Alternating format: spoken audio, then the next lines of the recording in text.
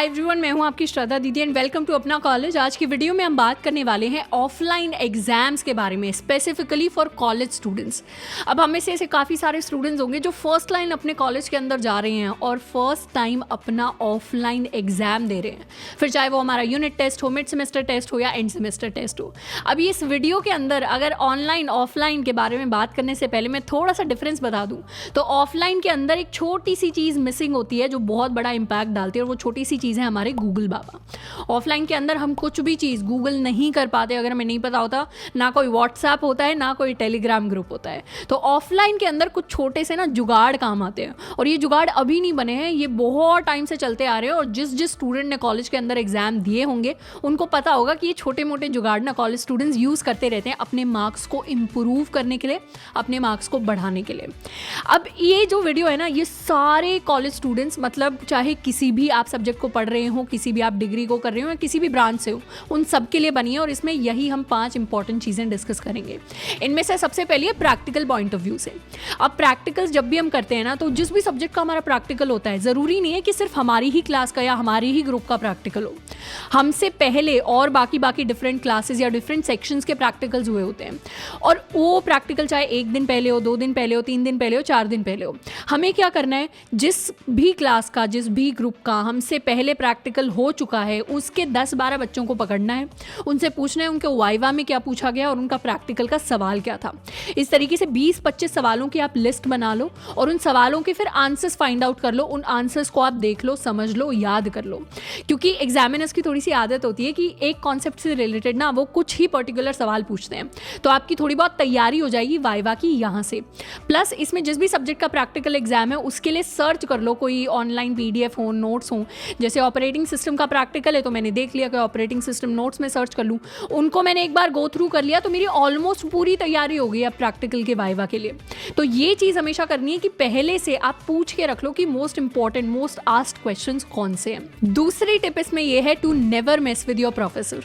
अब हमें से काफ़ी सारे स्टूडेंट स्कूल एटमॉस्फेयर से आ रहे होते हैं, फर्स्ट टाइम हम ऑफलाइन कॉलेज के अंदर आ रहे होते हैं। मैं एक छोटा सा डिफरेंस बता दूं तो कॉलेज टीचर्स को बिल्कुल फ़र्क नहीं पड़ता कि आप पास होंगे या फेल होंगे, और वो काफ़ी सारे आपके इंटरनल के मार्क्स को कंट्रोल करते हैं। ये बात स्कूल में सच नहीं होती थी, क्योंकि स्कूल में आपके फाइनल जो मार्क्स लगते थे 12th क्लास में, वो बोर्ड के ही मार्क्स लग रहे होते थे यूजुअल केसेस में। तो उस केस में स्कूल का टीचर जो है वो ज़्यादा इंपैक्ट डाल नहीं सकता, पर कॉलेज के अंदर आपके काफ़ी सारे मार्क्स जो है इंटरनल से आ रहे होते हैं। तो ऐसी सिचुएशन में क्लास का आपको वो बच्चा नहीं बनना जो बैड बुक्स में आ रहा है टीचर की, मतलब वो बच्चा जो बहुत ज़्यादा शैतानियाँ कर रहा है, बहुत ज़्यादा आवाज़ कर रहा है, या रोज़ वो लेट आ रहा है प्रोफेसर के सामने, या डिसरिस्पेक्ट कर रहा है किसी भी वे में अपने टीचर को, अपने प्रोफेसर को। वो वाला स्टूडेंट हमें बिल्कुल नहीं बनना है।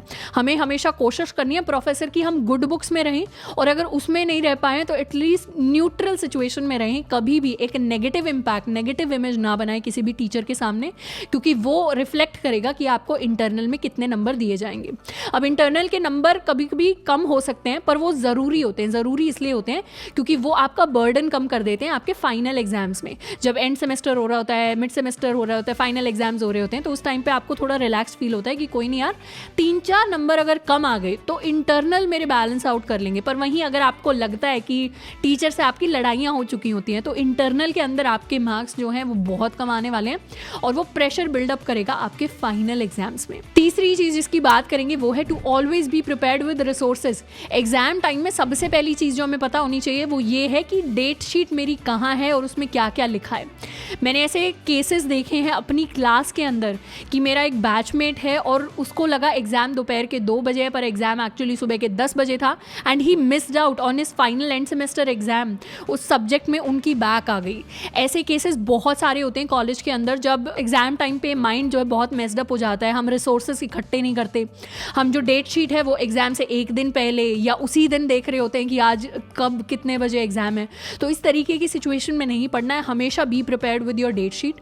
साथ के साथ एक एडमिट कार्ड होता है बहुत सारे कॉलेजेस में, जो आपको पहले से प्रिंट करवा के फिर एग्जाम हॉल में जाना होता है।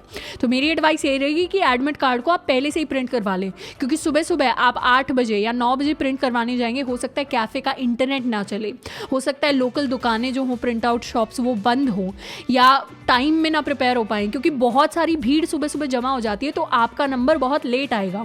ऐसी सिचुएशन में एग्जाम हॉल में आप 10 मिनट, 15 मिनट, 20 मिनट लेट घुसते हैं जो आपका प्रेशियस टाइम लेकर जाता है, जिस टाइम में आप कुछ ना कुछ तो अपनी एग्जाम की आंसर शीट पर लिख रहे होते हैं। तो डेट शीट हो गई, उसके साथ एडमिट कार्ड हो गया, साथ के साथ आपके पेन्स हो गए, और कुछ सब्जेक्ट में कैलकुलेटर्स है तो कैलकुलेटर्स, और अपने स्टूडेंट आईडी कार्ड अपने कॉलेज का। ये 4-5 ऐसी चीज़ें हैं जो हमेशा आपके पास होनी चाहिए। एक रात पहले अच्छे बच्चे की तरह जैसे स्कूल में रखते थे वैसे ही रख लो, क्योंकि ये बहुत प्रैक्टिकल चीज़ है जो हमेशा कॉलेज के अंदर काम आएगी। फोर्थ मिस्टेक मैं इसको कहूँगी जो मैंने काफ़ी सारे स्टूडेंट्स को करते हुए देखा है कि वो एग्जाम टाइम पे बिल्कुल नहीं सोते हैं। अब एग्जाम टाइम पे कॉलेज स्टूडेंट्स की आदत होती है कि ऑल नाइटर्स उनको मारने ही मारने हैं, क्योंकि पूरे सेमेस्टर पढ़ाई नहीं करी तो फिर एंड के 1-2 हफ्ते में थोड़ा जम के पढ़ाई होती है, पूरी रात बैठे रहते हैं। That is completely all right, क्योंकि वो काफ़ी सारे लोग करते हैं। बट इसमें एक जो प्रॉब्लम वो क्रिएट हो जाती है वो ये होती है कि एक रात के बाद हम अगले दिन भी अगर नहीं सोते तो 1.5-2 दिन के बाद ना हमारी एनर्जी बिल्कुल ड्रॉप डाउन हो जाती है, दिमाग के अंदर कुछ भी नहीं जाता। तो अगर आपने एक रात ऑल नाइटर मार लिया है तो अगली रात आपको नैप ज़रूर लेना है, थोड़ा सा सोना ज़रूर है। नहीं तो क्या होगा, एग्जाम हॉल में बैठते ही हमें चीज़ें बिल्कुल समझ नहीं आएगी, हमारा दिमाग चलना बंद हो जाएगा, आंसर्स हमें याद नहीं आएंगे, और उस टाइम पे फिर मन करता है कि 3 घंटे के एग्जाम देने की जगह मैं यार 1.5 घंटा 2 घंटा जो भी मेरे से लिखा जा रहा है वो लिखूं, और 1 घंटा जल्दी मैं बाहर निकल जाऊं हॉल से, क्योंकि कुछ दिमाग में ही नहीं आ रहे आंसर्स। तो ऐसी सिचुएशंस में नहीं पढ़ना है। एग्जाम में अगर ऑल नाइटर्स मार रहे हैं तो एग्जाम खत्म होने के बाद थोड़ा सा नैप या थोड़ा सा रेस्ट ज़रूर ले लेना है। 5वीं चीज़ जो हमें ऑफलाइन एग्जाम्स में करनी है वो है PYQs और टीचर्स से इंपॉर्टेंट सवाल पूछना। अब बहुत बार ऐसा होता है कि एग्जाम्स जो है ना हर साल रिपीट हो रहे होते हैं, तो आपके कॉलेज के अंदर पहले साल में, उससे पहले साल में, मतलब 2021, 2020 या 2019 में जो सवाल पूछे गए थे पिछले 3 साल के, आप सवाल देख लो सब्जेक्ट के।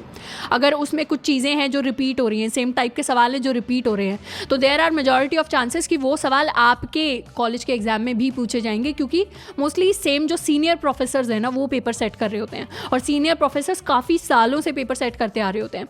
तो सिमिलर सा वो पैटर्न फॉलो करते हैं। मोस्ट इंपॉर्टेंट जो क्वेश्चंस उनको लगते हैं, इंपॉर्टेंट टॉपिक्स लगते हैं, उनके बेसिस पे वो आपका एग्जाम पेपर बनाते हैं।